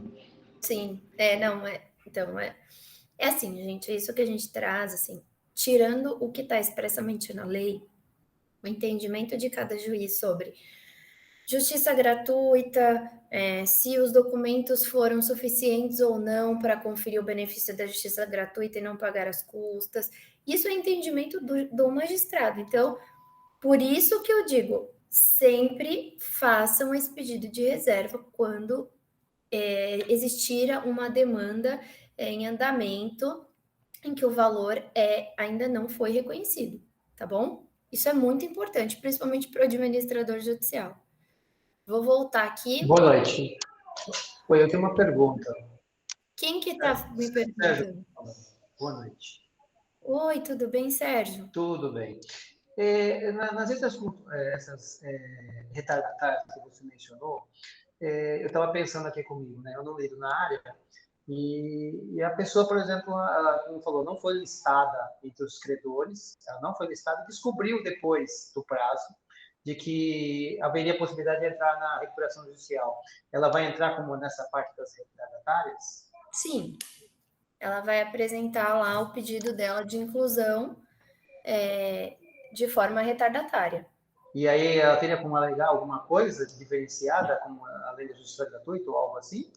Algum embasamento diferenciado por causa disso? Porque ela, como ela não foi chamada entre os credores, foi esquecida, ou não sei, o devedor não listou entre os credores, né? Ela foi prejudicada na ação, né? Porque ela não pôde se Entendi. habilitar na época certa, né? Então, sabe o que é, Sérgio? É que a publicação do edital, ela supre essa sua questão, porque o edital, ele é de conhecimento público, né? Ele não é, assim, uma citação direcionada. Por isso que essas publicações são feitas em edital, justamente para que ninguém alegue, eu não sabia e agora eu vim me habilitar. Tudo bem, acho que você pode até tentar, mas, assim, não sob a justificativa de que ela seria prejudicada pela falta de conhecimento de que aquela empresa estava em recuperação judicial, porque o edital ele tem ele tem justamente essa função, né, de trazer transparência e conhecimento geral. Eu sei que é difícil, tá? Eu sei que né, a gente nem imagina que isso possa que isso seja viável, né? Quem que fica entrando no DJE todo dia para ver se a empresa que deve. Hein, doutora Lívia, desculpa até fazer uma interrupção, mas Claro. eu até, na verdade, tinha um entendimento, eu não sei se o legislador errou ou não, né, sempre com relação àquelas questões de poderá ou deverá, mas eu antigamente, ou melhor, antes da sua aula, né, eu tinha até o entendimento de que seria uma faculdade, né, desse devedor que tem o crédito de forma líquida, ele prosseguir com a ação, mas eu pensava que era uma faculdade, ele não É, deveria, vamos dizer assim, fazer essa questão da reserva. E sim, ele é, poderia, seria uma faculdade. Eu pensava que seria assim. exatamente. Mas aí deixa eu falar uma coisa para vocês. É verdade, Rafael, você tem toda a razão. Só que para é assim, ó, hoje ele tem a faculdade, tá? Tem até entendimentos recentes nesse sentido de que ele poderá habilitar ou não o seu crédito. Só que para ele dar prosseguimento à ação, à execução, por exemplo, ele vai ter que esperar todo o trâmite da recuperação judicial. Então, assim, tudo bem, ele pode não habilitar o crédito dele lá, mas ele vai esperar tudo isso para receber o crédito? Tudo bem, ele pode não habilitar, é uma faculdade dele, ele pode não habilitar e seguir com a execução, mas só depois da recuperação judicial. Então, assim, será que. Não sei. Eu não sei, assim, eu não trouxe, porque eu acho que é um tanto quanto complexo esse novo entendimento, essa nova redação.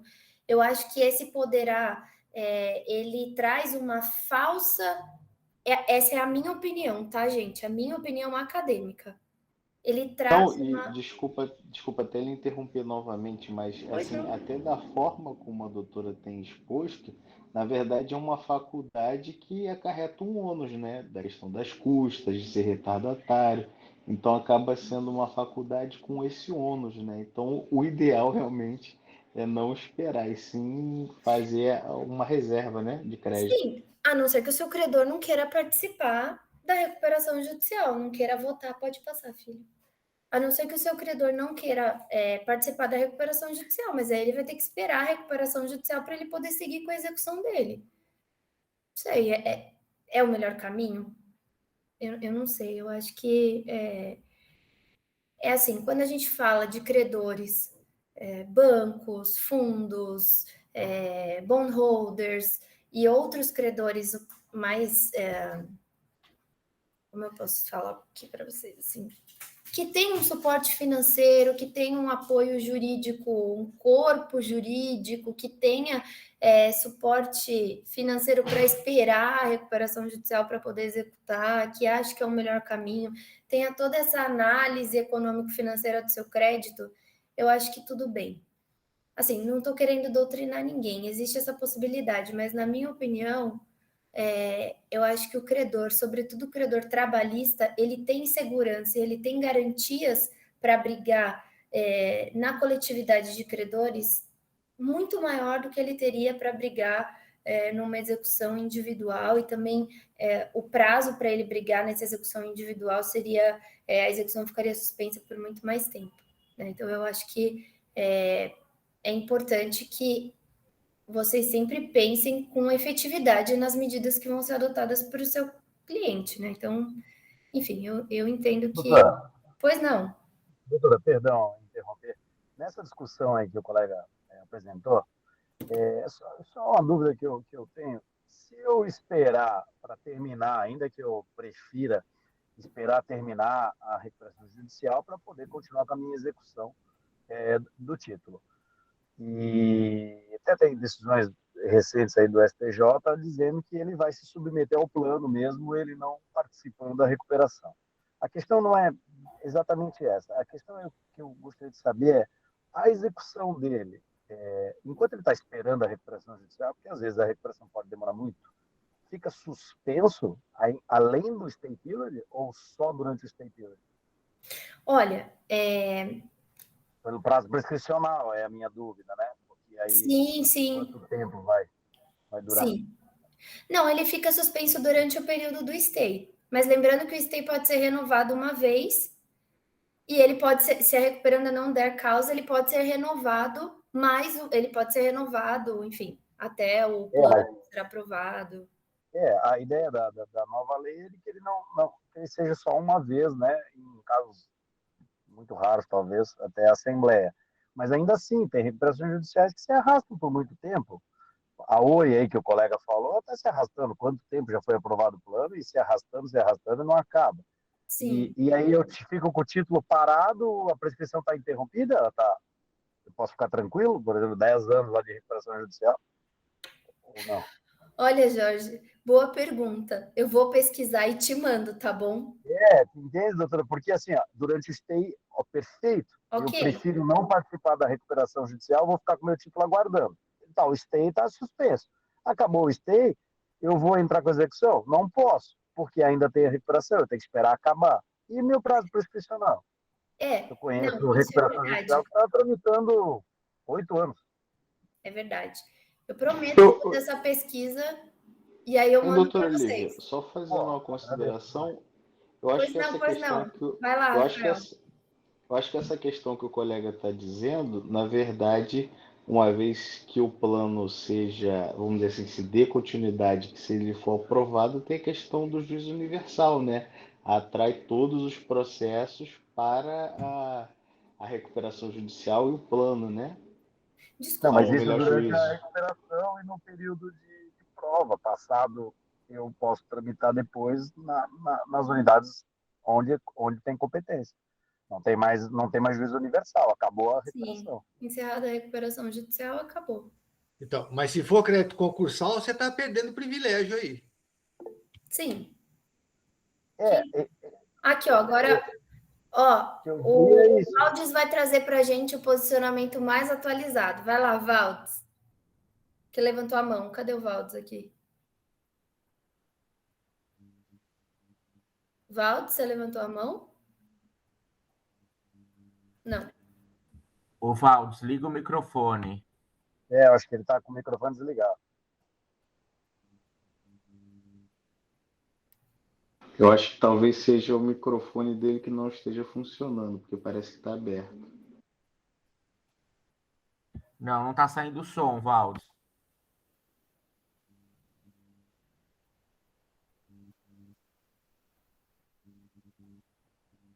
Poxa, ele tinha resposta. Valdes. Ele não está falando nada, né? Tá mudo. Valdes, fala com a gente. Agora o microfone está fechado.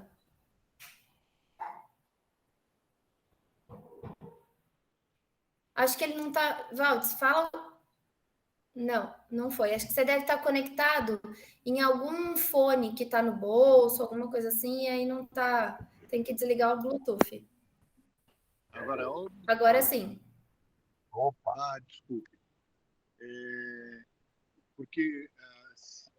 Mais alto. O que a gente tem visto é que se deixar para aguardar, para dar sequência na cobrança do valor do plano no final da RJ, vai ter que, de toda forma, o credor seguir as regras do plano. Então, ele vai esperar passar todo o processo da recuperação judicial e, mesmo assim, ele vai ter que acionar para receber o crédito dele nos termos do plano, não é assim, doutor? Foi a decisão do ministro Cuevas, né? A última decisão dele foi nesse sentido, que deve se submeter, mesmo que não participou da recuperação, pelo menos foi o que eu acompanhei, vai ter que submeter o plano. Agora, a questão não é essa, a questão é o prazo prescricional do meu título, porque se uma recuperação demorar 10 anos, vamos dizer, é um prazo absurdo, e aí meu título? Perdeu? Eu acho que essas alterações, elas levam, elas têm algumas alterações, elas têm esse problema, né? Porque elas levam em consideração, como, por exemplo, essa, que de fato o stay vai ser prorrogado só uma vez. Mas mesmo após a alteração, a gente vê... Eu, por exemplo, tenho um caso de uma recuperação judicial que a recuperanda não deu causa o plano foi homologado, a fazenda agravou, então, portanto, a homologação está suspensa e até o julgamento do agravo, o stay, o juiz de primeiro grau entendeu pela manutenção do stay, tendo em vista que a empresa não tem como começar a cumprir suas obrigações, ela não deu causa àquilo, então, portanto, o stay está valendo. E aí, né, como é que fica? Isso já faz bastante tempo. Eu entendo, Frederico, você é de algum escritório? Eu sou a Jota, doutora. De qual AJ? Eu trabalho em Santa Catarina, eu sou administrador de alguns processos aqui. A gente trabalha. Legal. Por isso que algumas considerações, eu não vejo muito credor, como não advogo para credor, eu não vejo muito essas coisas. E, normalmente, essa minha pergunta como é posterior à recuperação judicial, e aí menos ainda eu acompanho. Né? Mas é uma dúvida aí que eu já comecei a pesquisar, rabiscar algumas coisas, até de repente para escrever, e fiquei com essa dúvida na cabeça. Isso é legal. Eu vou pedir para você me mandar lá se você puder me mandar no direct, porque eu também vou fazer uma pesquisa sobre isso. Eu não advogo para credor na recuperação, tá? Eu advogo em ações correlatas. Então, eu ainda não tive esse desafio. Qual que é o Instagram da doutora? Até ajuda para todo mundo aí. É Lívia_Gavioli_Machado. Tá bom? Aí a gente troca essa ideia lá. Tem duas. Uma é o pessoal, o outro que eu tô com mais cara de advogada, assim, mais sério, igual você tá me vendo aqui, é o profissional que é aberto. Gente, então vamos lá. Eu tô realmente quase encerrando, então eu vou só ver se não ficou faltando nada do que eu preparei para vocês, aí eu encerro e a gente fica trocando essa ideia aqui, pode ser? Então, não sei se vocês estão... tá aqui, ó, Lívia_Gavioli_Machado. Tá? Então, vamos lá. Doutora, vai disponibilizar depois esse material para nós? Vou disponibilizar. Eu vou pedir para vocês a gentileza de esperarem só um pouquinho, porque eu queria muito acrescentar essas questões que a gente discutiu. Não, claro, era só mesmo para saber. Mas obrigado. Com certeza, vou disponibilizar sim. Obrigado. Bom, como habilitar e divergir? Isso aqui eu acho que eu falei exaustivamente para vocês. Tenho em mão todos os documentos, inclusive a procuração assinada, com poderes específicos, a procuração de habilitação e a procuração simples, a judicia et extra, não é suficiente para a Assembleia de Credores, tá? Para representar o seu credor na Assembleia, fiquem atentos a isso, tenham os poderes específicos na procuração. Se possível, juntem uma nova procuração antes do prazo de 24 horas, mandem para o administrador judicial, tá bom? Se tiver uma impugnação ali também, juntem a procuração, algum incidente, juntem a procuração com poderes específicos, isso é bem importante, antes de 24 horas da GC. Participem ativamente dos processos de falência. Isso é importante, porque o sucesso da localização dos ativos, ele é benéfico para você. Então, participe ativamente do processo. Aí eu coloquei aqui os modelinhos que eu coloquei lá no meu site. sempre identifiquem, quando vocês forem mandar um e-mail, façam um documento como se fosse mesmo uma petição, né, identificando o número da recuperação judicial ou da falência, o nome da empresa, o nome completo, se for pessoa física, pessoa jurídica, se está representado por advogado, se não está representado por advogado, sabe? Coloquem assim, o maior número de informações, se atenham a esse formalismo aí do cabeçalho inicial, dessa qualificação, porque para o administrador judicial fica muito mais fácil, tá bom? E sempre coloquem no título, se possível no e-mail, habilitação de crédito, fulano, né, do nome do cliente, recuperação judicial da empresa X, né? Fica grande o nome, mas é tão mais fácil quando o administrador judicial vai fazer o compilado ali dos documentos. Acreditem, um administrador judicial que abre, assim, olha aquilo abre assim, tá tudo certinho. Nossa, ele vai analisar o crédito de vocês sempre, claro, sempre vai analisar igual de todo mundo, mas ele vai ficar tão contente. Então, por favor, se vocês puderem mandar sempre tudo certinho, facilita muito, tá?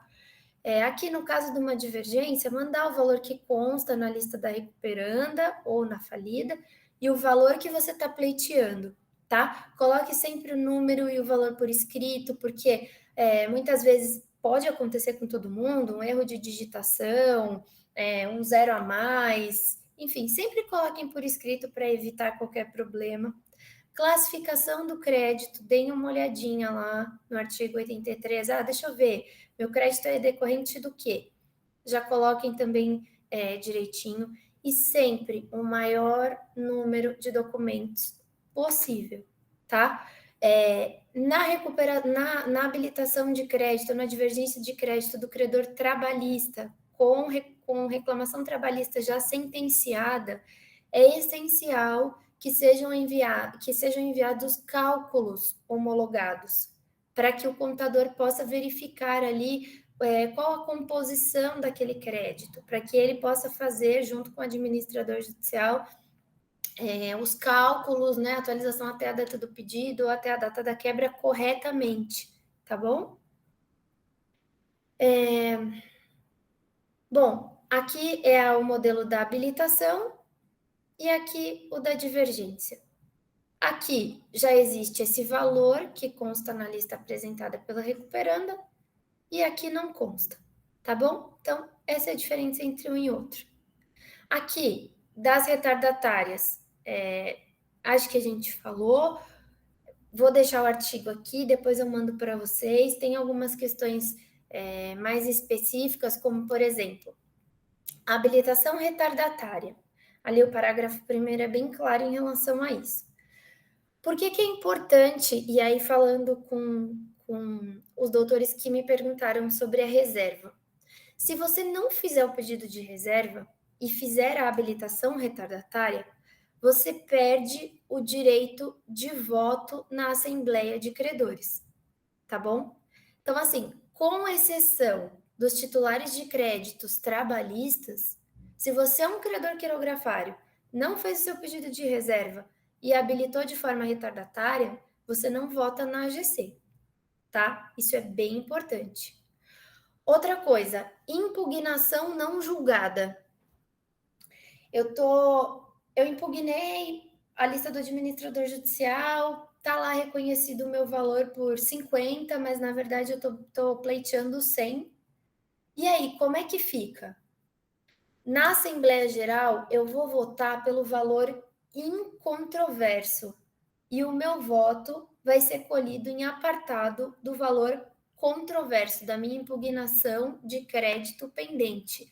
Eu voto pelos 50 e aí ao meu ver, o mais correto é o administrador judicial colher o voto relativo aos outros 50 em apartado, uma vez que ele ainda não foi julgado, tá? Ficou claro para todo mundo essa parte? Sim, não? Gente, vocês estão me ouvindo? Vocês estão aí? Não é colher, né? Vai anotar, porque o voto é o mesmo, né? Mas ele vai colher em apartado, né? Isso significa que é o Luiz que está falando comigo, né? Isso, ele vai só anotar.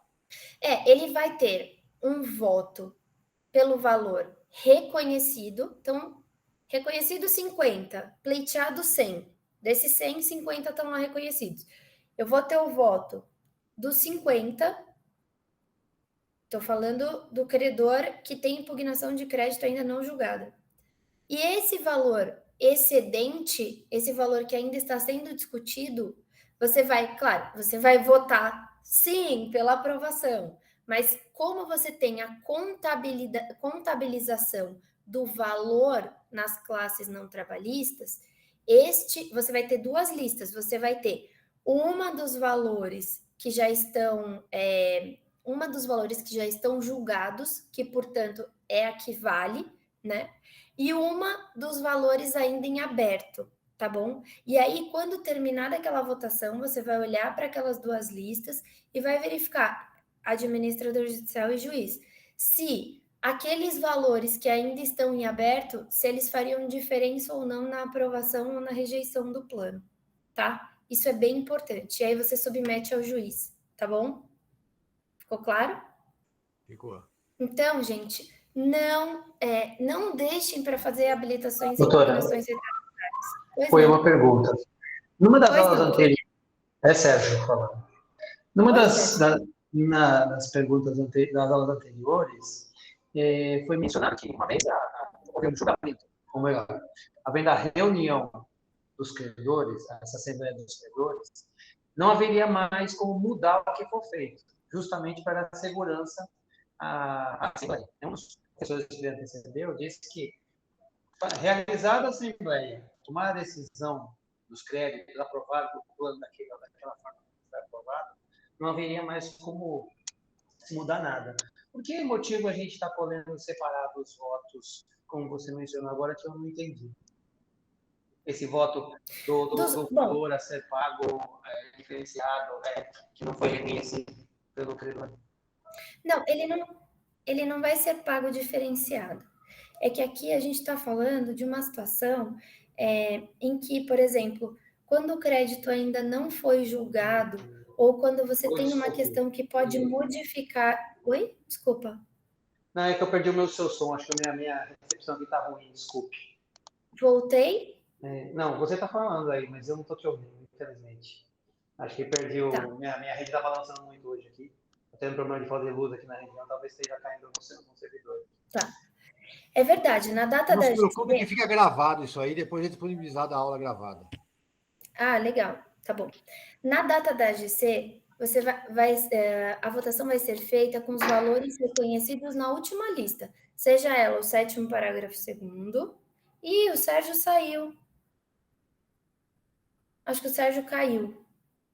Mas, enfim, você vai utilizar a última lista, seja o 7º parágrafo 2º ou o quadro geral de credores, se já consolidado, tá?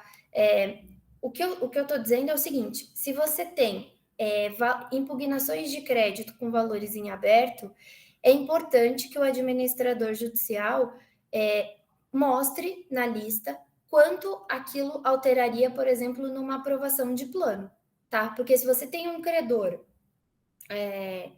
extremamente essencial para a aprovação daquele plano... Oi, Sérgio, voltou? Sérgio? Oi, voltei, desculpe. Eu tive que resetar aqui porque ficou mudo para mim. Acho que deu problema na rede.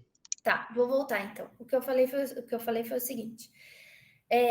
Na Assembleia Geral de Credores, no momento da Assembleia Geral de Credores, será considerada a última lista. Então, por exemplo, 7º parágrafo 2º, que é a lista do AJ, será considerado sim aquele valor. Mas é importante que o administrador judicial relacione todo o valor que ainda está pendente de julgamento, ele vota pelo valor incontroverso, pelo valor que já está reconhecido, tá? Ele vota, é aquilo que vale. Mas é importante ressaltar essas habilitações de crédito pendentes de julgamento, porque se de repente uma delas tem um valor muito substancial, e aí tem uma série de questões. Por exemplo, uma habilitação com valor muito substancial que mudaria tudo no plano.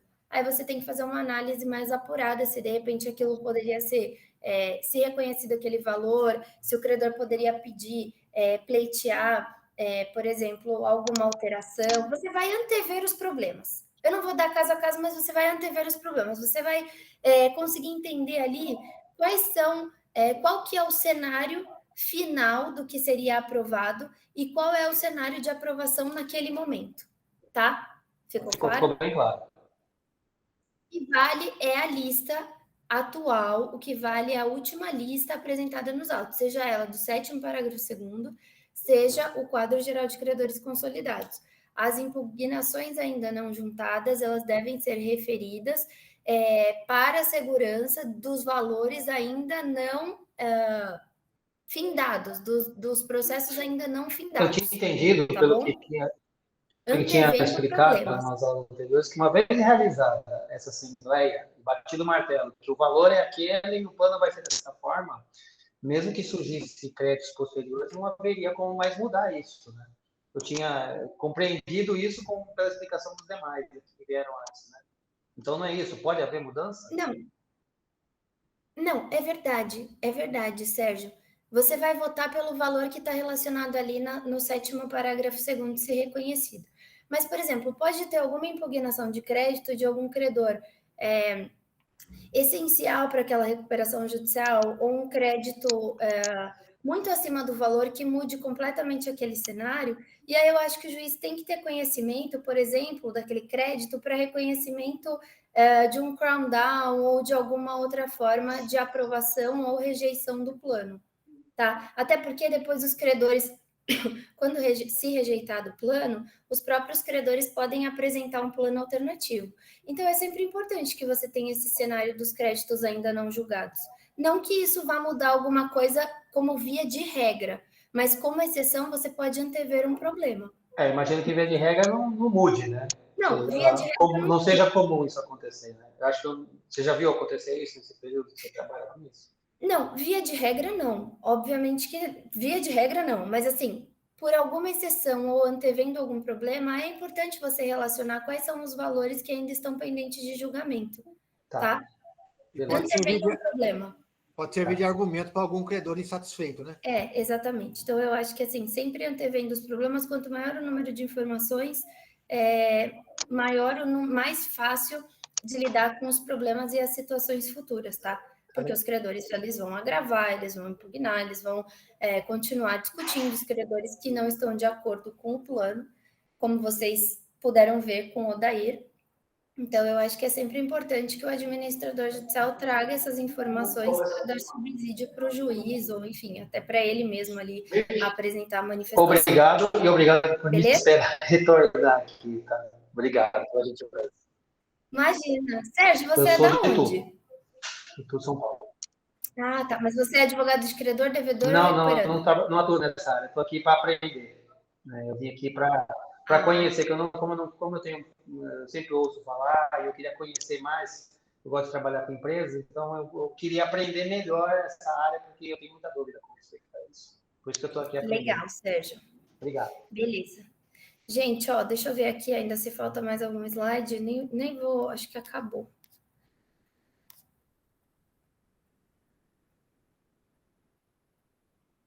Gente, eu acho que é isso. Assim, basicamente são essas as questões mais importantes. Claro que não de forma exaustiva, mas o nosso tempo já está acabando, faltam 8 minutos, e eu queria deixar um tempinho de alguma pergunta do que foi,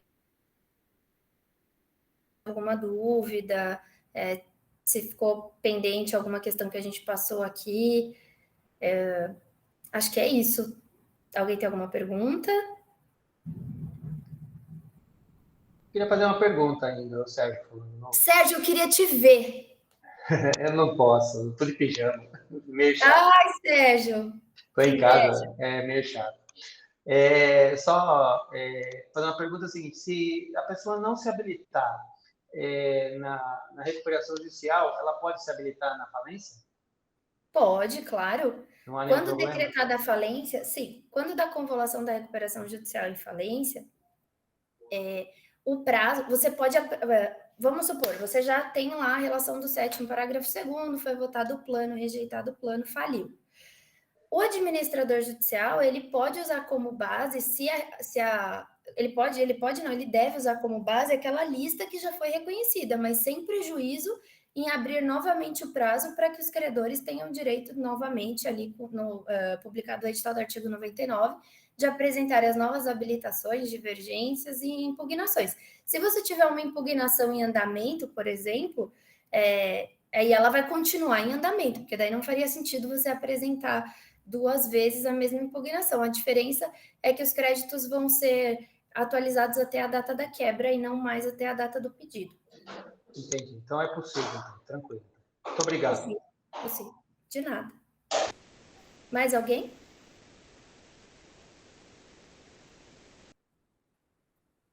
Não? Nem eu. Oi, Luiz. Nem eu, não tenho pergunta, não. Nenhuma? Nenhuma. Isso. Foi muito bem explicado tudo. Então, ou foi muito ruim, Não, ou foi muito bem bom. explicado, todos entendemos, claramente. Que Não bom. queremos atrapalhar Olha, muito. É uma matéria nebulosa. Oi, Não queremos desculpa. atrapalhar a sua cervejinha, que você falou que vai tomar a cervejinha daqui a pouco. Poxa, claro, né, gente? Depois de um dia de jogo aqui, todo mundo aqui aproveitou. Eu fiquei aqui só na água aqui para encontrar vocês. Mas então eu acho que é isso. Eu fico à disposição. Vocês têm aí os meus contatos. Eu vou mandar o material. Eu vou tentar inserir essas dúvidas do que a gente conversou aqui. Não prometo para segunda-feira, mas ao longo da semana eu mando para vocês. Se vocês tiverem qualquer outra dúvida, se vocês quiserem conversar, trocar ideia, estou sempre disponível. Às vezes eu demoro um pouquinho para responder, mas eu sempre respondo. E é isso, gente. Estou à disposição. Fiquei muito feliz em dar essa aula para vocês. Espero que vocês tenham gostado e espero revê-los em breve em alguma outra oportunidade. Tá bom? Parabéns, professora, pela aula. Muito Nós boa. que agradecemos. Obrigada, muito obrigada. Boa noite. Boa noite a todos e hoje todo mundo vai dormir feliz com o Brasil aí passando para a próxima. Inaugurou, estreou bem, né? Então, acho que é isso, gente. Obrigada, viu? Um abraço para todos. Boa noite.